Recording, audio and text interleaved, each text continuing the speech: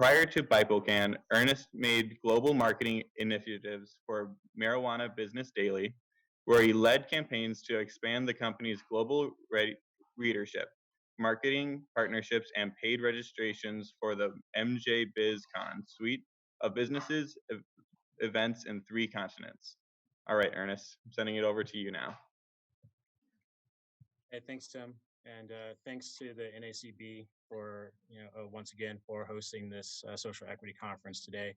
It's been a really exciting day, and I'm glad that we could kick it off with this final session, which is called the Journey of Social Equity Licensees: Stories from the Front Lines. As you all know, social equity programs are designed to level the playing field for those who have been incarcerated on cannabis charges or for those who live in neighborhoods disproportionately impacted by the war on drugs. So today we have, the opportunity to hear some stories from the front lines from 4 operators. So I'm going to go ahead and take a couple of minutes to introduce our panel. We have Cindy De La Vega, who's the CEO of Steezy Union Square. Cindy's a lifelong San Francisco resident and the first Latina to open a cannabis retail store through the San Francisco Equity Program. As the CEO of Steezy Union Square, in partnership with Shrine Group Inc., she's dedicated to using her position to help open new pathways for those who've been locked out of the city's prosperity. She's a resident of the Sunnydale neighborhood and has been deeply involved in community work through United Players for years. And as a survivor of domestic violence, she has a particular focus on uplifting women and those suffering from domestic violence. And ultimately, Cindy seeks to uplift her own family and inspire other women in her community to pursue their dreams. We also have Devin Alexander, who's the CEO of Rolling Relief and the VP for the Massachusetts Cannabis Association for Delivery. Devin's a lifelong Massachusetts resident. He started out working as a pharmacy technician at his local CVS pharmacy before making the full transition into the cannabis industry. He currently works at Ermont Inc. in Quincy, which is the 7th medical marijuana dispensary in the state to be established. And he serves as a patient service agent and the events coordinator at Ermont. He's also the graduate of the first cohort of the Massachusetts Social Equity Program, as well as the vice president of the Massachusetts Cannabis Delivery Association.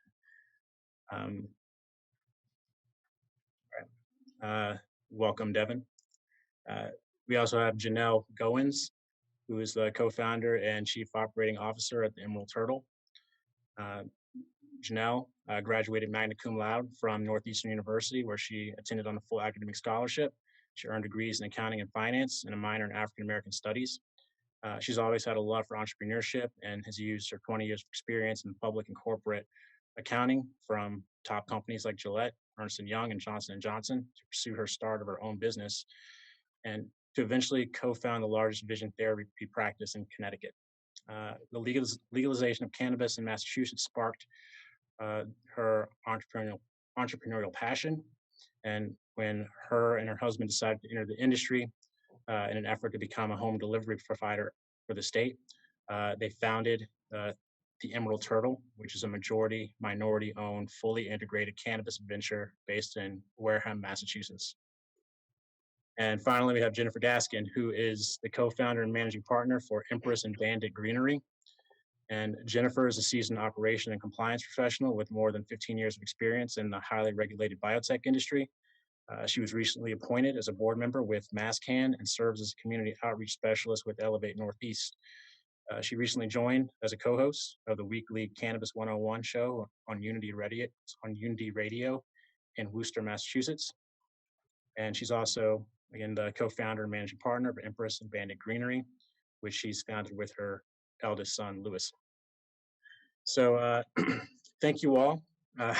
Thank you all for joining us here today. As mentioned, we wanted to hear a little bit about your perspectives as industry operators. And if you could, just take a minute or so to tell us a little bit about your journey, maybe how you got into the industry and what was it that encouraged you to pursue a social equity license. I'd like to see if we can start off with Cindy. If you could just take a couple of minutes to share a little bit about how you got in. Hi, everyone. So my name is Cindy De La Vega. Like Ernest said, I'm a 38-year-old. Well, he didn't say my age, but I'm going to say it. I'm a proud 38-year-old Latina who just opened a cannabis dispensary here in San Francisco, California at 180 O'Farrell in the heart of Union Square, partnered with Steezy out of Los Angeles. They established in 2017, and I'm honored to be part of their team. Um, the way I got involved in social equity was um, a, a mentor of mine named Rudy Corpus, who is actually the executive director of United Players, was actually supposed to take this opportunity, and he was unable to fulfill the opportunity because he was doing other projects. And so he brought it to my attention and asked if it was something that I was interested in. Um, I didn't know exactly what I was getting myself into, but it sounded like I needed to get involved um, because it was a great opportunity, obviously. I just didn't know what was going to be involved, like what it was going to take to get to this to grand opening. I started working on this application process in 2017, and I just opened the storefront October 9th, 2020, during this crazy pandemic. And I'm happy that I got to open it. What I can tell you about my experience in getting involved is that it wasn't easy. I feel that the way it was set up could have been a lot better for social equity, specifically for someone like myself who comes from a minority. I'm like low income uh, neighborhood that I've been residing in since I was born and still reside now. I don't come from money.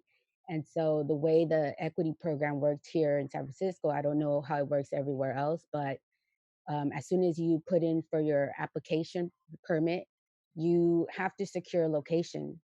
And locations here in San Francisco are very, very expensive. And again, someone without any funds like me, who doesn't come from like, money, who doesn't have a college degree, I didn't understand how I was supposed to succeed and be able to open this location had I not partnered up with this company corporation that has already, established themselves since 2017. And so to me, it put me in a place where I felt a little vulnerable in a sense because it makes you feel like, you know, if this was such an opportunity for social equity, why isn't the opportunity being presented to us being able to do it on our own? For example, not having to partner up with investors, people that already have tons of money. And so for me, I still don't understand, the the concept behind that, why it was, and then that's where I go with, I always feel like sometimes things are set up for failure, not success. Um, and I feel like we've already been through a lot. I've been through so much, still go through a lot. My community goes through a lot. People that live in the community, they're still going through a lot. And I have to say that the process is very long.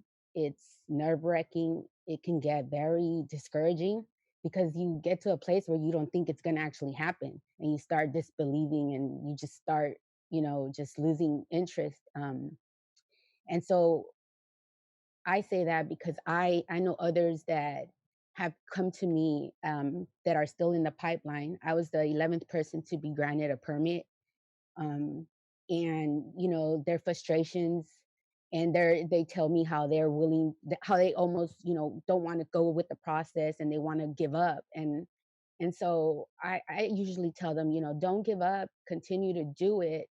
But I feel for them because I was there where I felt like quitting and giving up and not going forward with the process because I thought I was being lied to. I felt like, how am I going to be able to do this? You can't do anything if you don't own anything, if you don't have money. Um, Basically, you don't own property. It's really hard to do anything, in your community or in the city you live in to help out.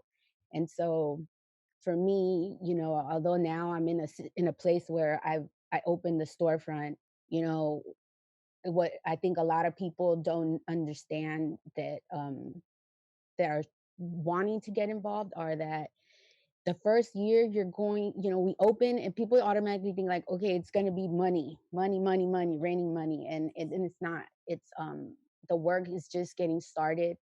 It's a lot of work involved, but it's good. It's good work. You have a lot of your voice counts in this position, which is really good. I feel like in other situations, your voice doesn't count as much when you're a secretary or a janitor or but as far as being a partner, you have the opportunity to speak up and say something and advocate for people that come from the same struggle that you come from.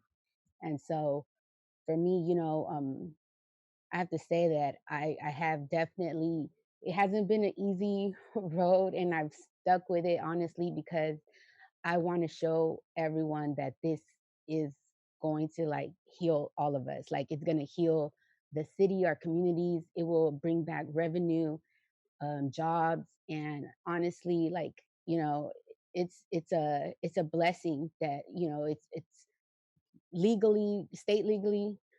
I can't wait for it to be federally legal. I feel like that's where they still get us. Um, but that's where I got involved in it. I wanted to make a change. I wanted to bring the revenue to my city. I wanted to help the nonprofit organization that I belong to.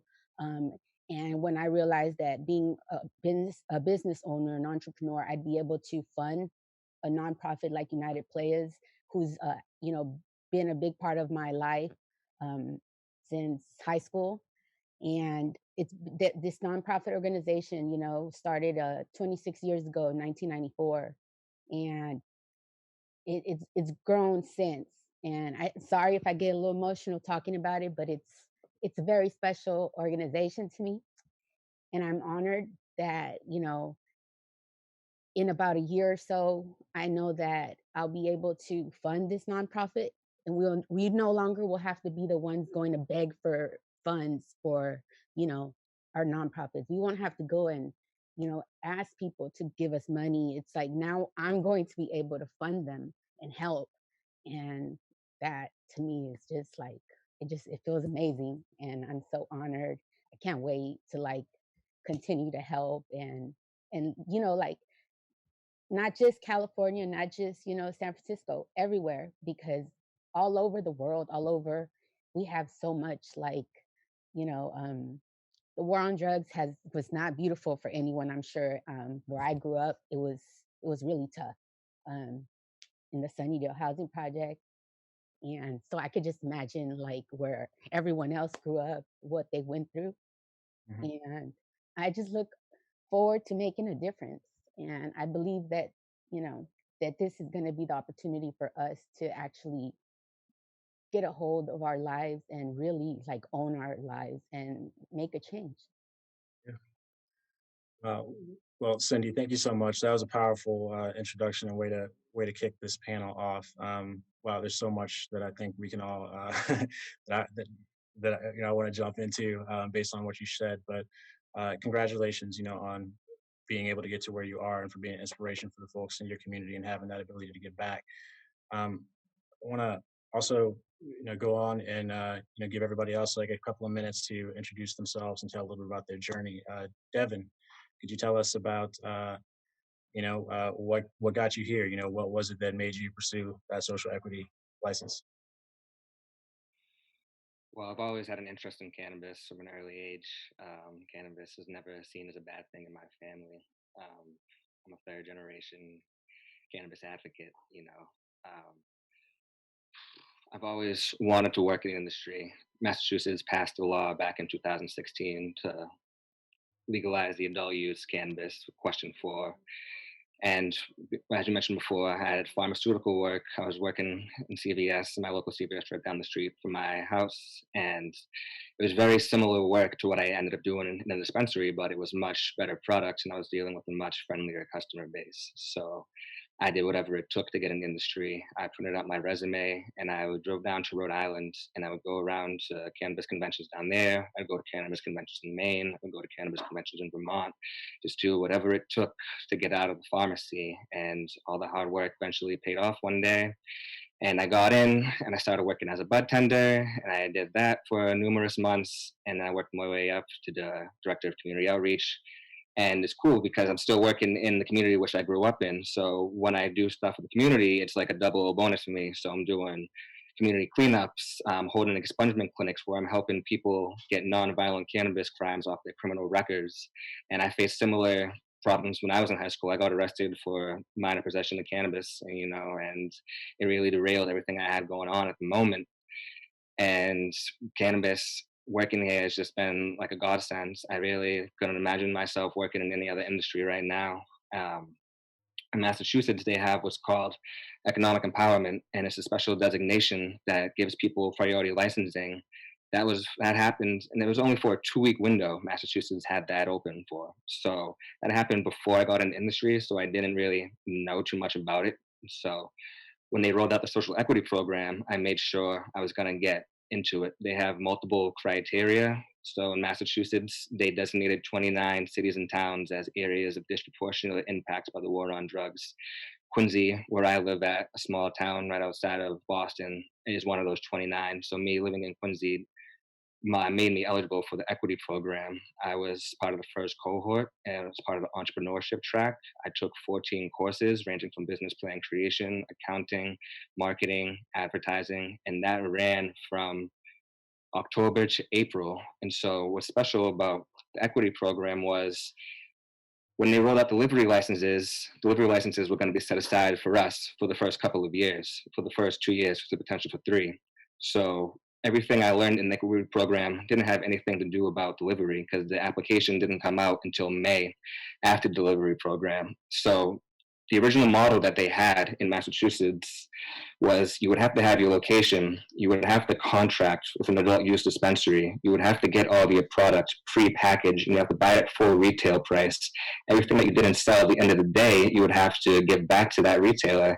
That is not a financially feasible model. So I took it upon myself with a couple of advocates, Janelle Goins being one of them, her and her husband, Christopher Fevry, Morris Partee, Grant Smith, and they really helped form the Massachusetts Cannabis Association for Delivery. And we came up with a whole new license type that is now known as the marijuana delivery operator. So we made it so cannabis delivery companies can go straight to cultivators and product manufacturers, buy product at them in wholesale, and store it at their facility overnight. A lot of people laughed at us when we proposed that to them. They said it wasn't going to happen. A lot of them, they're like, "You're crazy. It's not going to go on." But we were able to sit down with the commissioners. We sat down through Zoom meetings, and we really talked to them one-on-one and really got to know them through a human perspective instead of just a commissioner perspective, and really showed them the financial projections and how this model was going to bankrupt companies within months if it was going to go forth. I understand that we wanted to have a lower barrier to entry, but we want these companies to be sustainable at the same time.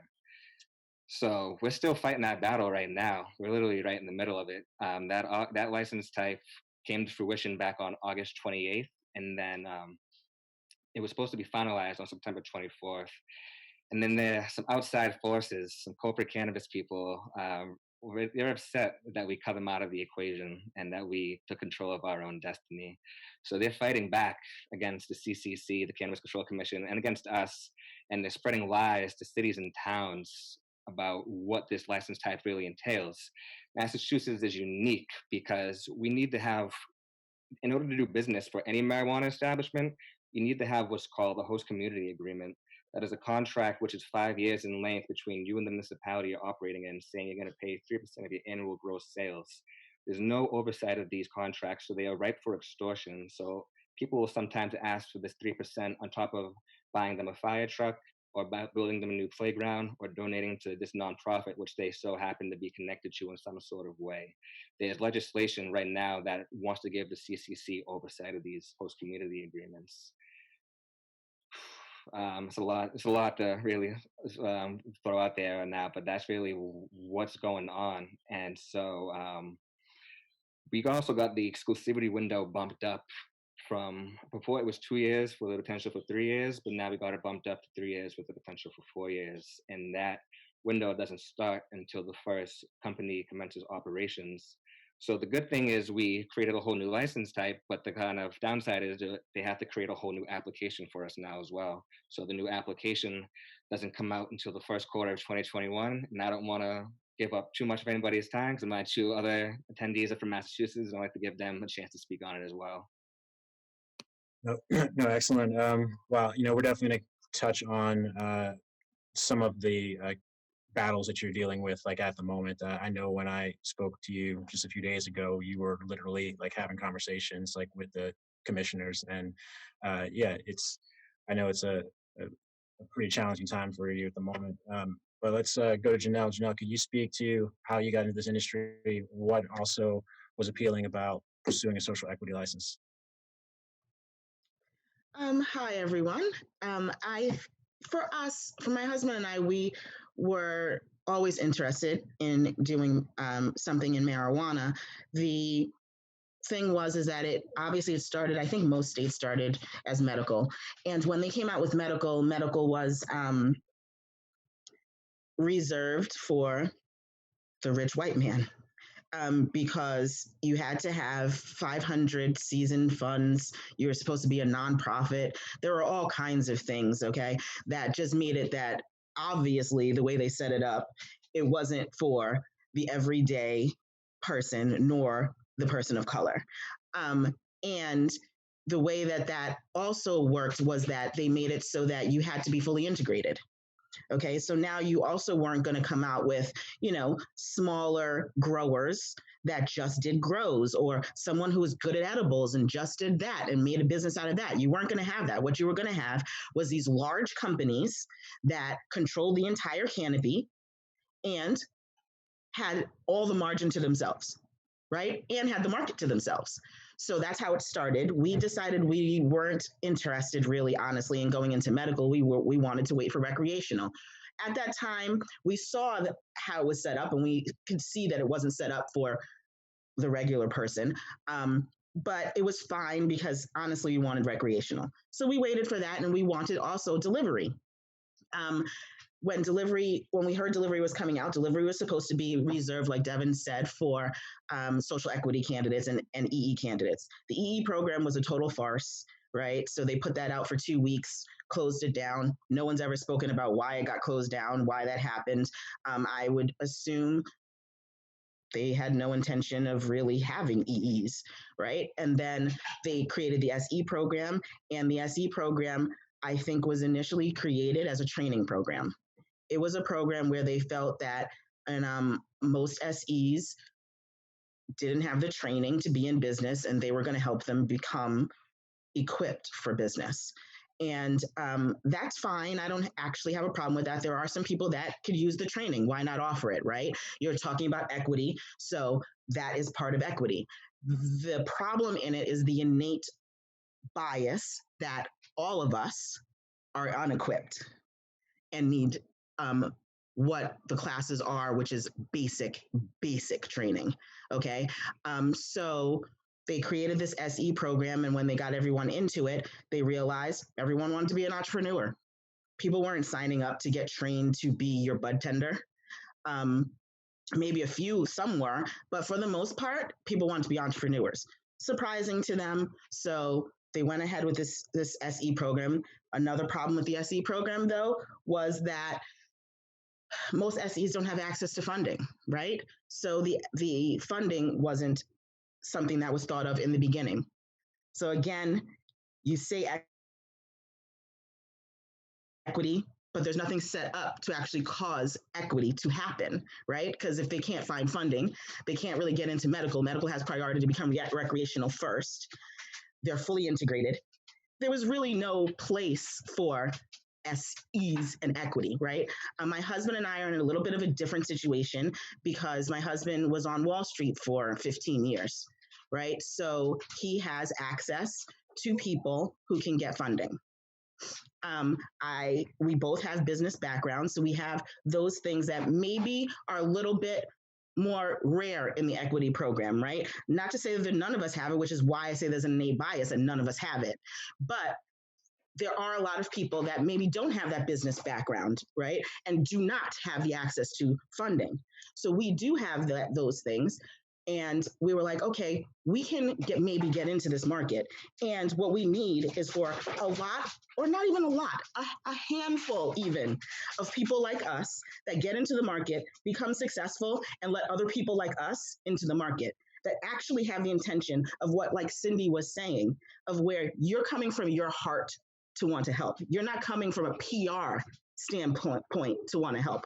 Is it PR? Of course it's PR, but you actually had the intention of making something better for everyone else, including yourself. And I think that they just need to let more people like us in the door to see that happen, because the people they've let in the door are more about money.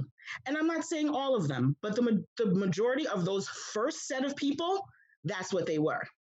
And they're in control, right? So my husband and I started to look more into getting into delivery on the recreational side. The more we studied the program that came out, because we had to wait forever for the rules to even come out because no one wanted delivery. So once we finally got the rules to come out, we're like, seriously, we just waited basically almost 2 years for rules to come out that say you're not going to own a business. I'm not doing that. Now, yes, there were plenty of SEs that were still excited about it, I think because they weren't really completely running the numbers, because you trust that people are giving you an opportunity. But it wasn't an opportunity. And I don't know if the commission realized it wasn't an opportunity, but I do know that the people behind that knew it was an opportunity. The people who were a part of making the laws and making sure that the law was set up so that delivery was attached to retail's hip, the people that were behind the scenes talking to the CCC saying, they really should probably buy from us. I don't know how it all happens, but somehow it all miraculously happens to work against you, right? So that's what happened. And they got a program in place that basically said we needed to buy from them the product. Well, we weren't going to actually buy it from them, but we had to go and pick it up from them, where they would package it. They would deal with all the customers. They would advertise. We'd pick the package up bagged and go and deliver it for a delivery fee and for whatever you could beg the retailer to give you off of retail, right, as a commission. Now, the problem with that is we only had at that time, a 2-year exclusivity period. So as a large integrated retailer who wants to keep all the margins, because that's what you've been now told you can do, right? Why do you want to give up some margins to an SE who has to own 51% of the company? You don't. And do you have to? No, you actually don't, because right now retail is hot. There's nothing else. There's no other game, right? So you don't need delivery. They had medical delivery for a while. They haven't been pushing medical delivery because they don't need it. They're making money hand over fist without delivery. So now when we come in and we have a way to become a courier for them, right? Do they want us? Of course. Now, I wasn't looking to become a courier for them, but I know a lot of SEs that were. What we were thinking is we'll go into cultivation or something else, because I already see that this program, the way it is, it's a setup. It's sharecropping, and I want no part of it. Okay. But I did want to be part of delivery, but it just seemed like this was not going to happen. So we were going to do something else. But there were a lot of people that were going to go into delivery. They wanted delivery. This was their chance. And they would be calling my husband and I because they'd hear us talking and they knew that we have the ability to raise money to try to figure out the deals that they were being asked to get into. Didn't make any sense. People wanted 9.9% equity for nothing, for no help at all. They weren't giving margins that would keep you in business. And everyone was asking for our advice. And we got to the point where we could get ourselves out of this and do something else. But there's a lot of people that are going to get into this and are going to get royally screwed.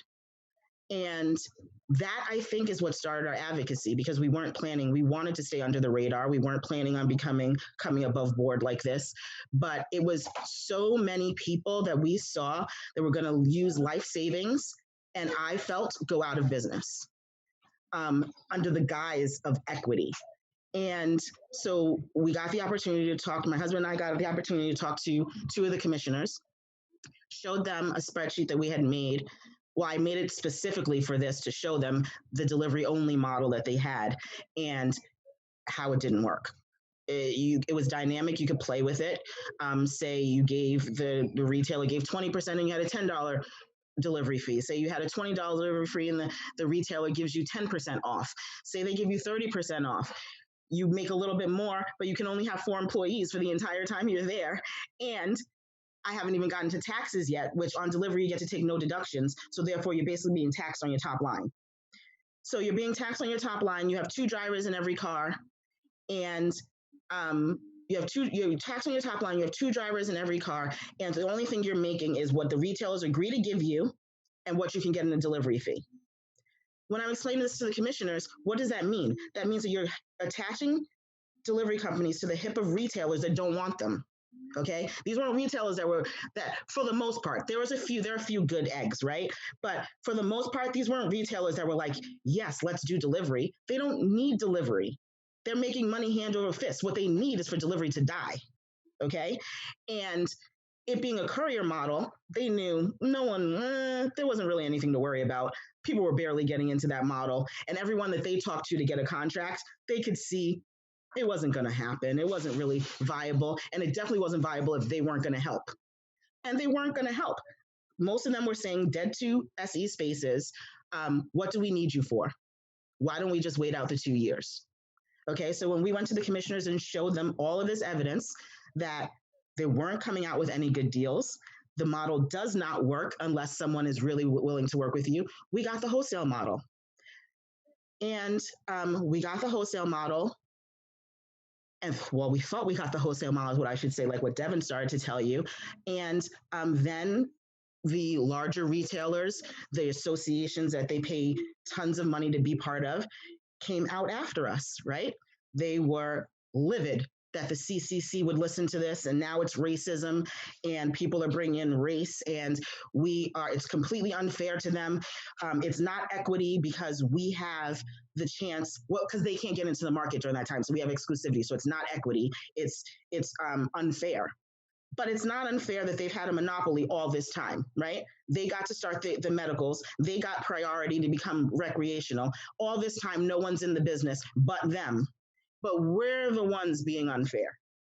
Okay, whatever. So now we still win the CCC. And what do they do next? Because they have the power moves to do it, they then try to poison all the towns for us, right? So now we're fighting on the town front. And every town, almost, I won't say every, most of the towns are now saying they're not giving out HCAs. They're not giving out delivery HCAs.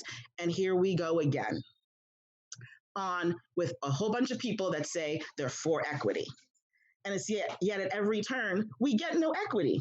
So as much as everyone's looking at Massachusetts and saying, we've made strides, yes, delivery has been a stride and it's been a fight.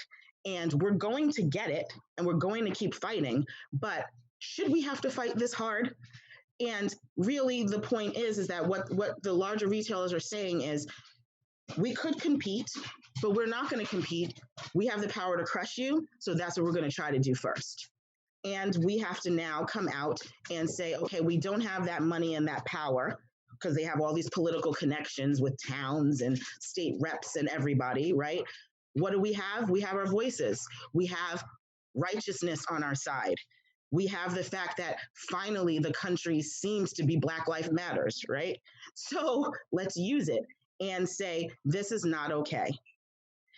I think that we need to get some people into the business, and then I have even more of it, because then once we get all of that, one more thing. Once we get all of that, they say to us that we can't.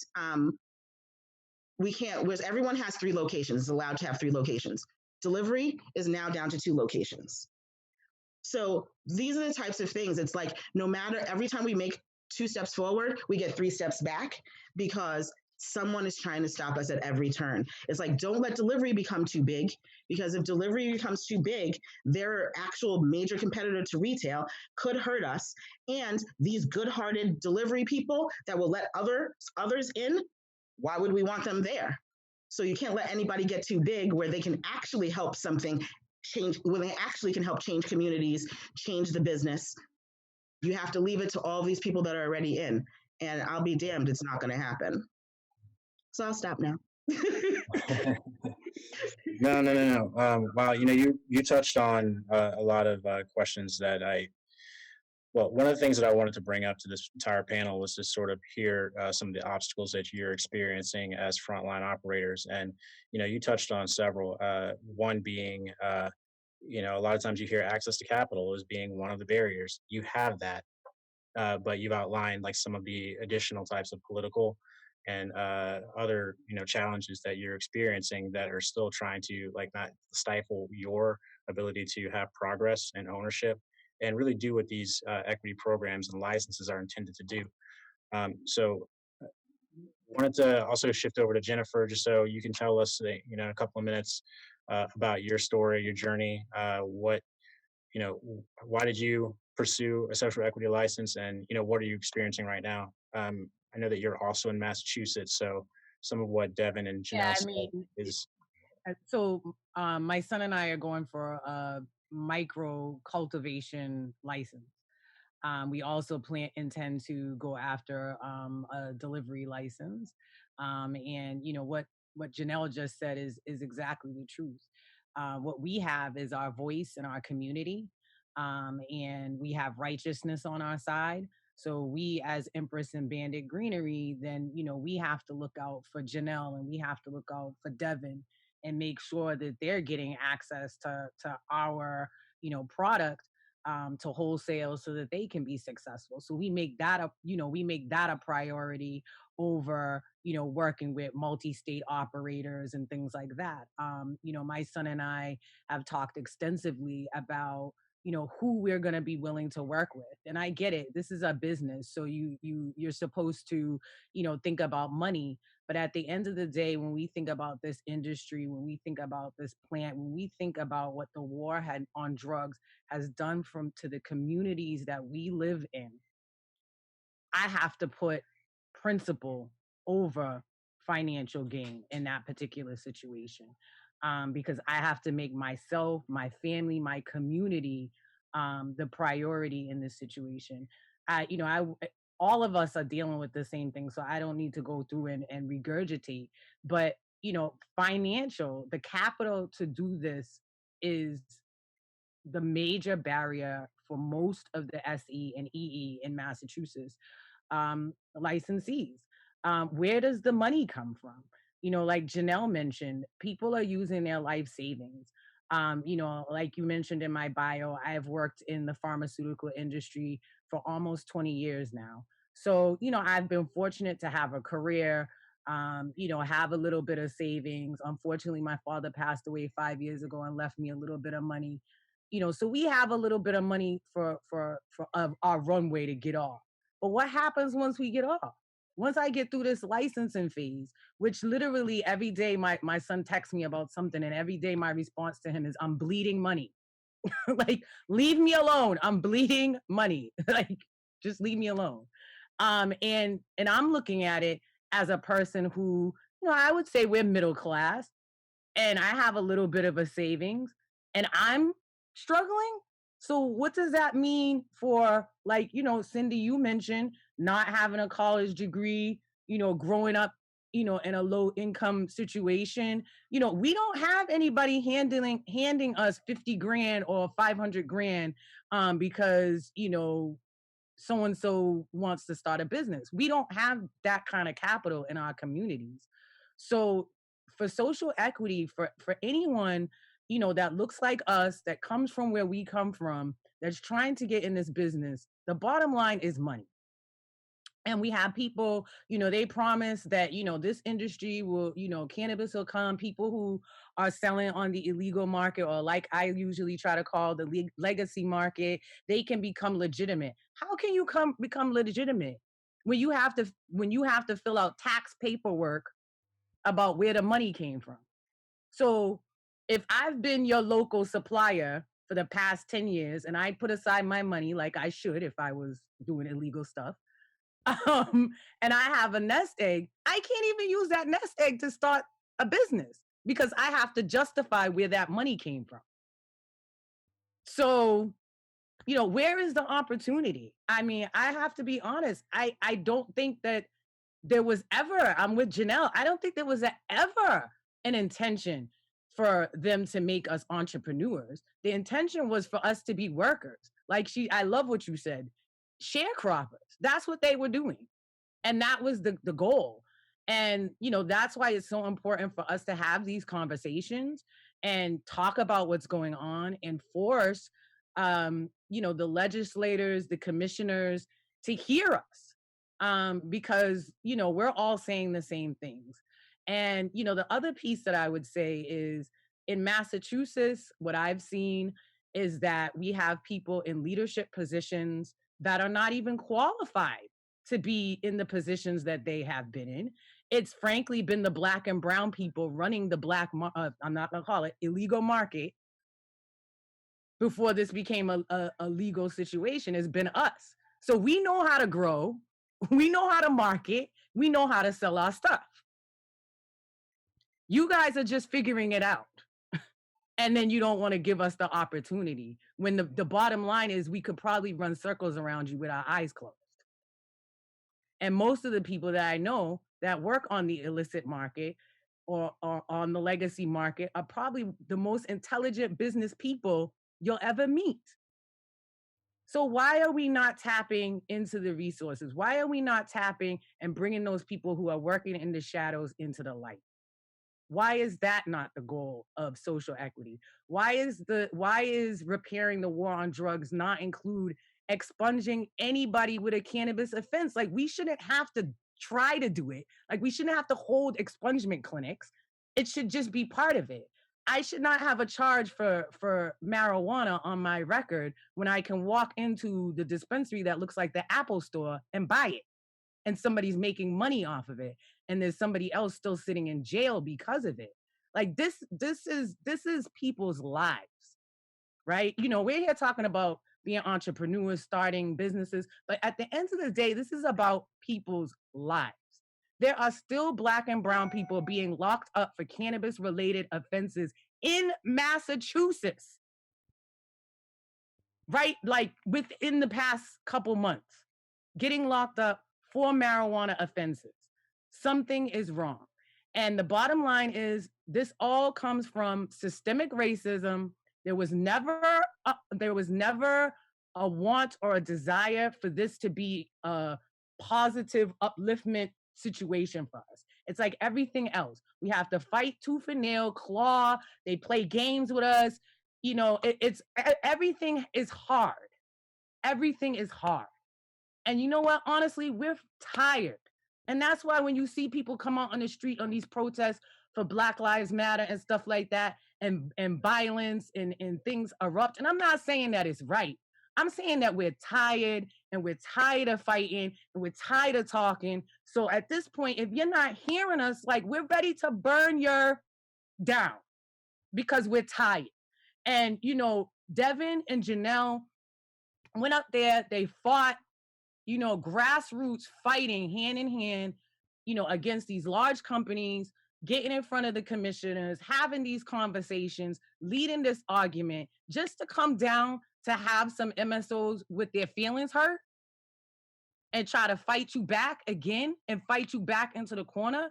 And then people wonder why we're always coming out swinging. We're coming out swinging all the time because we're always getting backed into the corner. And any natural instinct when you're backed in the corner is to come out fighting.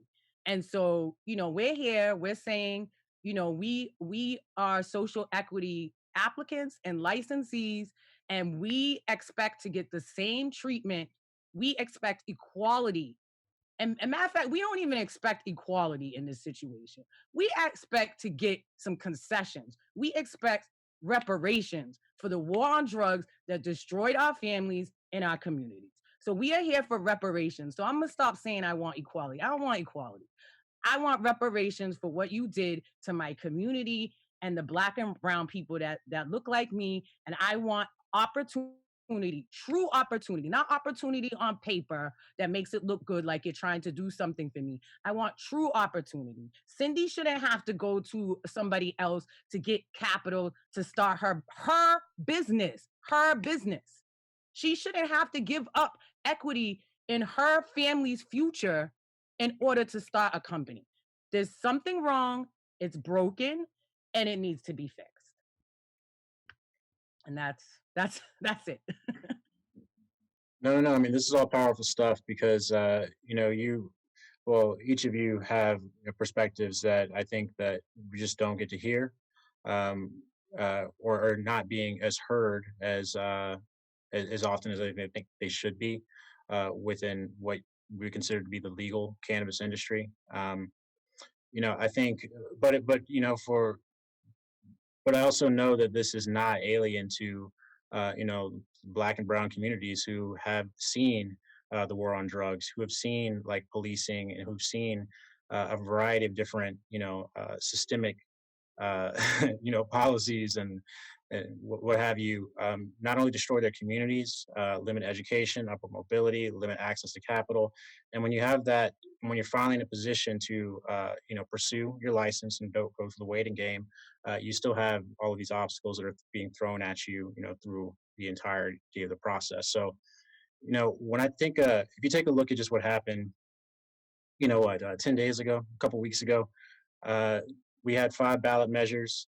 We had in 5 states there were ballot measures to approve either a recreational adult use or medical cannabis market, and cannabis won on the ballots. We swept in every single location, and if you look at it, we had, I think, Arizona was the state that had the most robust, stated social equity provision. But then you have other states that either did not include it, or are going to leave it to be determined by legislatures at some point. Um, so based on like what you all have experienced so far, we're getting closer to federal legalization. What do you think are the steps that have to happen on a policy standpoint, first off? But So also, what do you here's think, what has to happen?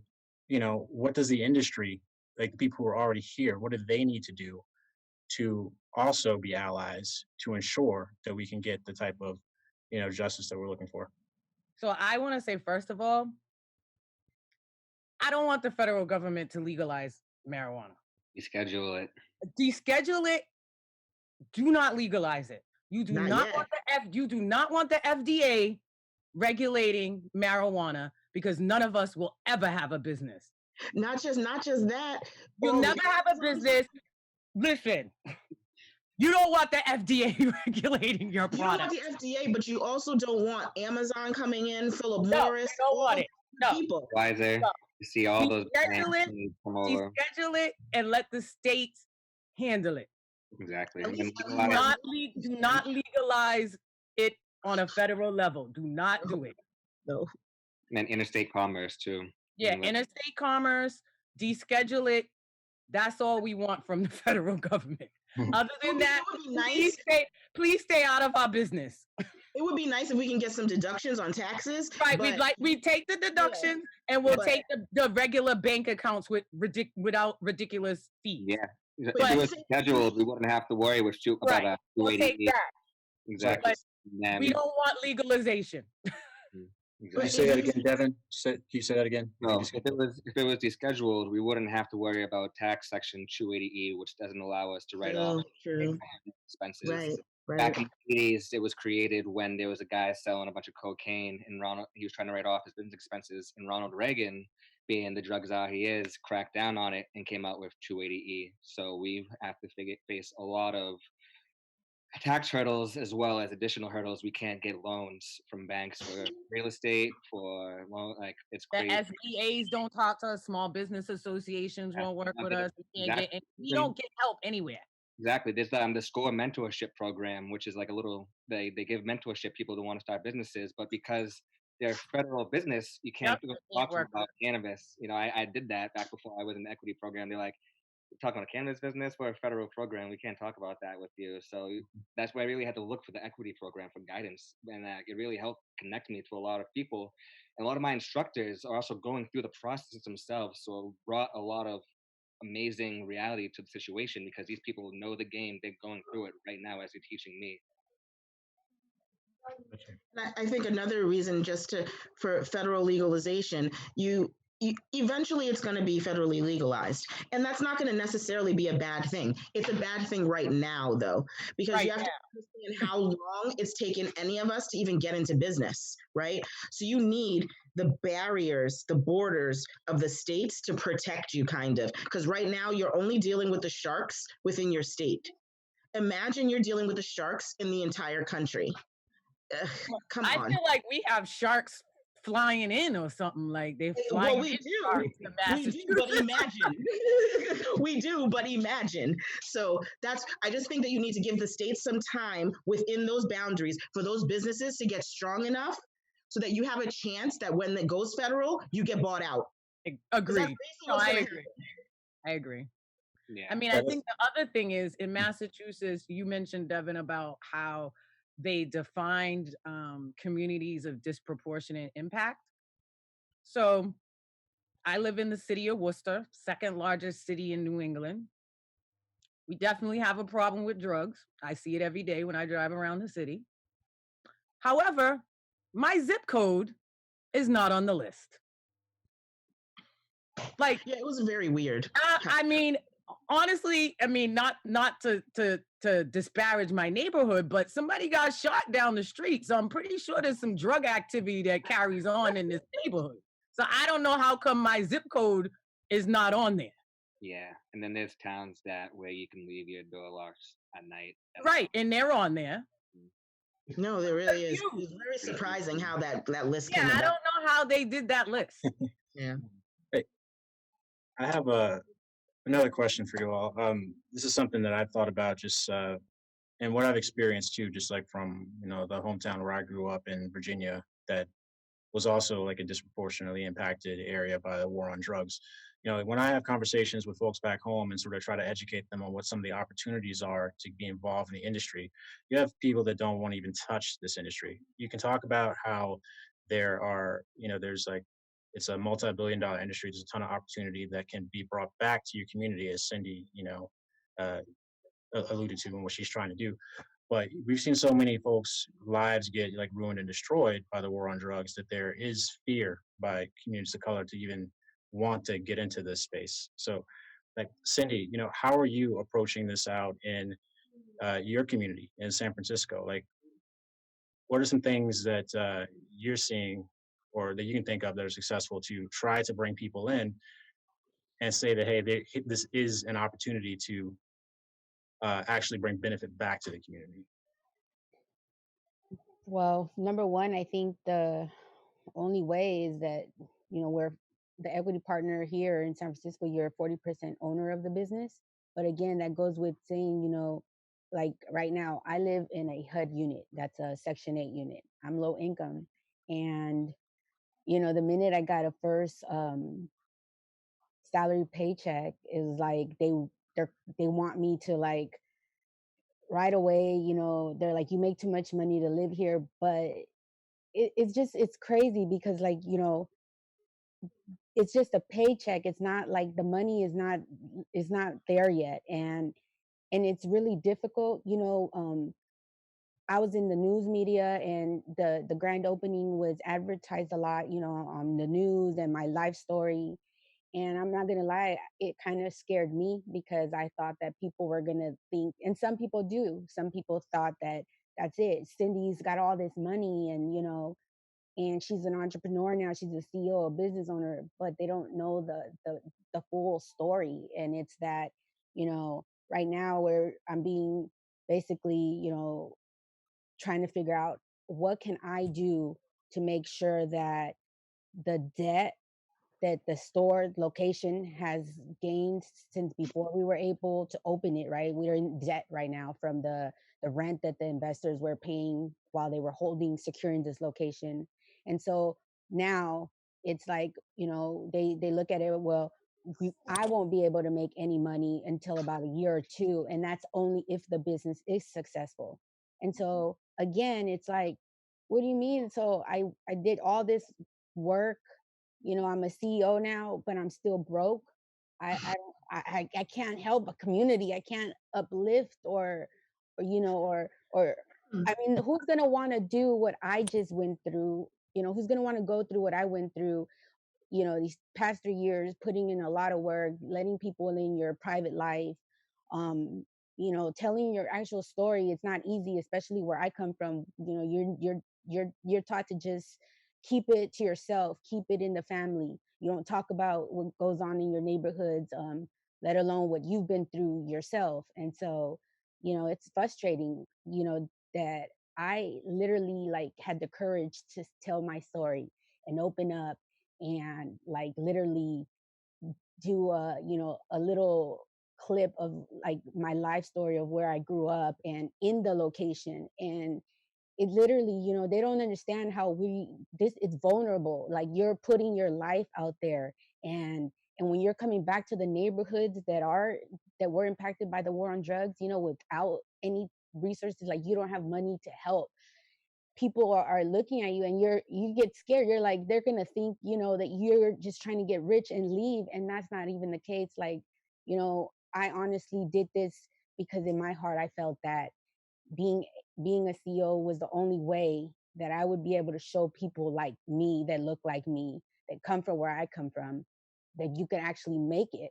And it's sad because it's bittersweet. Like we say, there's still people that are getting deported because of cannabis. There's still people that are in prison, and that's the bittersweet in it. You want to celebrate your success. I want to celebrate that I'm a CEO and entrepreneur, but it doesn't feel right. It doesn't feel like I can celebrate because we're not there yet. What can we celebrate? Just a title? A title is just a title. And, for me, there's so much more to still be done. And, that's one of the things like Janelle and Jennifer said about descheduling it. One thing I left out was that I took the Oaksterdam University course. And when I took that course, I come from, I was raised by a single mother, and she's very religious, Christian, Pentecostal. And, taking that course opened my eyes. And I was like, wow, this whole entire time we have been lied to about this beautiful healing plant. And it made me sick to my stomach to finally like actually see that we have always been targeted to fail and not succeed. And, like, when I was suffering from anxiety or stress or just postpartum after I had my daughter, they're quick to put you on, opioids or antidepressants or, Ativan, Xanax. And those things aren't what actually helps you. It just makes the situation worse. And honestly, it's sad, but if you see why the world is the way it is, why we have so much mental illness, why we have so much homelessness. And it's not, in all the neighborhoods. It's in the low income units, the minorities, those neighborhoods, like where you could barely get a playground built. You could barely get a stop sign put up. And like they said, you're shootings left and right. And so it's bittersweet. I want to say like, I want to be proud that I can say I'm a CEO now, but I still don't feel like I am that CEO, because to me, being a actual, you know, a person with money and a CEO would be me being able to come out to the neighborhood that I grew up in and making a difference. Being able financially, giving money, helping the students, the youth, and just opening more nonprofit organizations, more outlets for our youth to get involved in so that they don't get lost like we were getting lost. And, it's You gotta let yourself succeed first and give yourself permission to succeed. exactly. And sometimes you feel like you're not, like, they say they want you to succeed, but they don't really want you to. No, they don't. And they don't, again, it takes somebody to be strong and to not give up. And that's why I get emotional talking about it, because it's a everyday fight. Every day you're fighting, and And I completely Just real quick, we were supposed to wrap up right at this time, but with us being the last panel of the day, we have we were told we can extend it for a little bit longer. Are you all good with like another 10 to 15 minutes to keep this conversation going? Yeah. I actually gotta go. Okay. Well, Devin. But we have Jen and Janelle can tell anything I say. They know exactly what I'm going to say. Especially, literally quote my life story by now, so you're in good hands. All right. Well, we'll say our goodbye to Devin at this point, and hopefully we have the opportunity to have another panel with you. But thank you for the insights today, and thanks for your contributions. We'll keep this going. I think Janelle, you were gonna add a comment onto what Cindy was just speaking. Yeah, I was just gonna jump on what she was saying because it made me think about the fact that, like, even for me, where we want to be successful, right? We all want to be successful in the business that we're creating. But even thinking of how big, I feel like there's an allowance on how big I'm allowed to want to get. Not only because it seems like, okay, so like I said, we were supposed to be able to have 3 locations. Now we can only have 2. They actually tried to make it be so that we could only have 1. And it puts that air out there that being bigger or wanting to be bigger is a bad thing for an SE.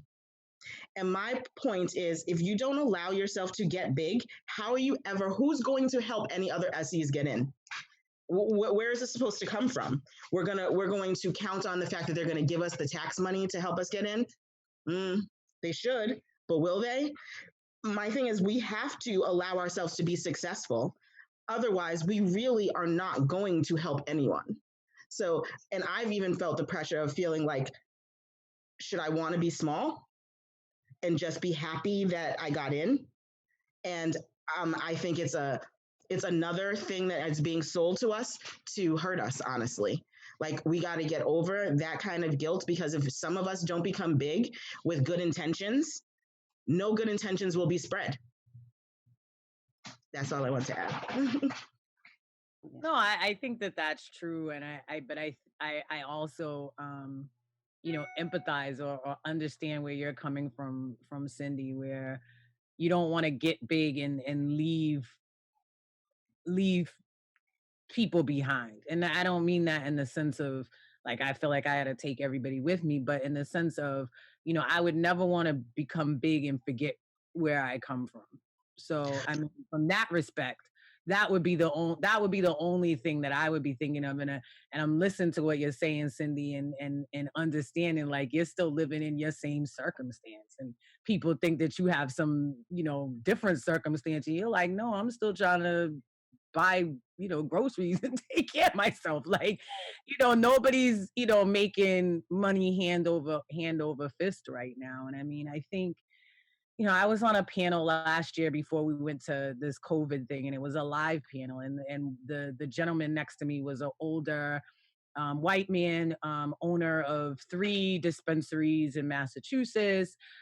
So, people are in the audience asking, how do I get involved? And these are people that look like me. And they're standing up in the audience and they're asking, how do we get involved? And he's talking about money, money, money, money. And you got to have this money and you got to have that money and this and that. And, but I'm willing to help. But, and this, quote, and I'll even set the stage for you. So my husband's sitting in the front row. My husband's got on like, his champion hoodie, Tim's cap on, whatever. So he looks directly at my husband and says, but these people show up dressed like drug dealers and expect us to help them. Right? But I say we have to get big ourselves. Right. Right. And then he says, and they don't have any they have no qualifications. I don't know what your qualifications are, but they have no qualifications.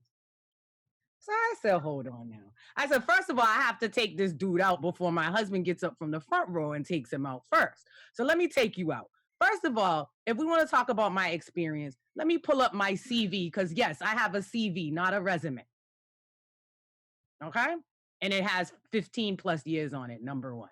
Number 2, the only drug dealers that I know and how they dress are the ones that I seen on Scarface, and they wear Italian suits like you. So, and you know what I mean? But that's what you're dealing with, right? So that means that when I walk in the door, you've already judged me. You already have decided that I'm dressed like a drug dealer and that I have no experience. You've already decided that. So your goal when I walk in that door is to take advantage of me, right? So and that's what we're dealing with. That's why, I completely agree with what you said, Janelle. Like, somebody has to get big, because that's the only way we combat Only way. kind of behavior. Because he's not looking to help anybody. He's looking to take advantage of everybody because he's exhausted his 3 licenses. So he wants to now take advantage of an SE so that he can get more money in his pocket. Exactly. Yeah. So I think we have time for about probably one more question before we have to wrap it up. But yeah, we've touched on a lot. I think from everybody who was part of this panel having a chance to share their journey and some of the in some ways, unique situations and obstacles and challenges that you're experiencing in your your localities. But there's still those same types of threads that I think you know relate to everybody's experiences in terms of barriers of entry, predatory behaviors, the challenges and the fights that you have to do as social equity advocates to not only advocate for yourself but for others within the industry. So that brings me to my last question, which is, what advice would you want to give to potential social equity licensees, in your home state or in other places across the country? I would say stick with the fight, because like Janelle and Jennifer said, we have to make it in order to help each other. We have to make it big. And so although I've been like all these obstacles and I'm hitting all these, I get frustrated, I still feel that it's worth fighting. And I can say that everyone that's like applied to become a social equity advocate, stick with it and make sure that you do the research, that you ask questions. Don't feel like you're dumb because you don't know something. And honestly, like, I think it's Jennifer who said, we've been doing this. We've been the hustlers. We've been, it's not new. We just I don't have the college degrees and the money. But I have the mentality to do it. And I'm no different, besides my pockets. My pockets are different, but other than that, I'm a hard worker. A lot of us, we could do it too. It's not just them. I would just say, stick with it. Don't give up, because when you give up, that's just letting all these investors and people parachute into your communities, your cities, and they take over. And this is how they're going to continue to take over. And so continue the fight. Don't give up and continue to do the work. You have to. If not, we're never going to make anything, we won't be able to change anything. For me, I think that for each one of us that gets in, there's like a little bit more hope, like you have to just keep fighting. Trust me, just like Cynthia said, there's points where you just want to give up. Like, this can be quite discouraging. But you see one more person get in and you're like, okay, this can happen. And you just have to keep believing and push and hope that, we're on the right side of history this time, and it's going to be different. And we have to be a part of making it different. We have different intentions of what to do with the money we make. And I think that's a beautiful thing. So we need to get in there and make the money. Yeah, and I mean, I would just, definitely echo what both Cindy and Janelle said. It's just, be ready to fight. And I think that, the thing that I would add would be, just have patience with yourself. Be kind to yourself. Like, if you're tired today, like, you don't have to do it today. Yes. Just do it tomorrow. Yeah, like, you know what I mean? They ain't gonna look at your application for 2 years anyway. Like, right. Today, it's really, it's really not, gonna make a great deal of difference in the long run. I mean, that would be my main thing. Self-care, and just, take care of yourself. But it is a fight, and you have to be in it for the duration. If you're coming in thinking that, you're going to come into this and have a license in 6 months, forget it. Sit down, because that's not going to happen. Or if you think that you're going to come in this and the minute you get your license, you're going to make millions and millions of dollars, it's not going to happen. You're still going to struggle. You're still going to be like Cindy in your apartment. Like it's all, you know what I mean? You're still going to have to budget. Like, all that is still going to be the case for some time. So make sure that, you know, the reason that you're getting into this fight is the right reason, you know, and you have the right intentions and you have, you know, the right goals and the right people around you, but just be kind to yourself. Right. I want to say thank you all. Well, and on that note, you know, thank you all for being here and thank you for fighting the fight that you're fighting. You know, it's important, I think, to you know, the work that you're doing, what you'll be able to do to give back to your community and the inspirations that you'll have to bring other folks in. So that about to turn it over back to the NACB, but I want to say thank you to them as well for putting together this panel and for giving us the opportunity to all like be amplified and share our experiences and perspectives and creating a space to be seen and heard. They remember like this was a free virtual conference, but the suggested well, the charitable partner is the Cannabis Impact Fund. So for those who are watching, their mission is to promote racial justice, heal the planet, and support communities in need by leveraging a conscious cannabis sector. So, you know, check them out, and if you can, you know, contribute. It's cannabisimpactfund.org. On that note, back to Tim. Thank you so much, Ernest. Well, I hope you guys all enjoyed today's event. We are hosting a happy hour on the Emerge platform at our booth. So if anyone wants to stop by, exchange business cards, get to know anyone virtually, there's also person-to-person chats in there, and I'll be there if anyone has any questions. Thank you guys so much for coming again. Thank you. Thank you for having me. Thank you. Bye. Thank Bye. you. Nice meeting Thank you. you so Nice much for You, your bye.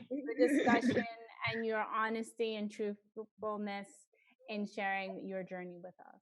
Thank you, guys. Yeah. It's truly inspiring. Thank you. There were so many.